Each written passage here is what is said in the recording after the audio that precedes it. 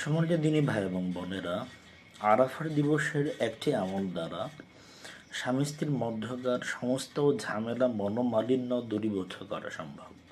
সেটা হচ্ছে আরাফার দিবসের দোয়া আল্লাহ তাআলার কাছে অ্যাকসেপ্টেবল হয়, আল্লাহ তাআলার কাছে কবুল হয়। সেজন্য আরাফার দিবসে কোনো স্ত্রী যদি আল্লাহ তাআলার কাছে প্রার্থনা করে সাংসারিক দাম্পত্য জীবনে সুখের জন্য, শান্তির জন্য, স্বামীর অন্তরে যেন তার ভালোবাসা বদ্ধমূল হয়, তবে সেক্ষেত্রে আল্লাহ তাআলা অবশ্যই এদিনের দোয়া আল্লাহ তাআলা কবুল করবেন।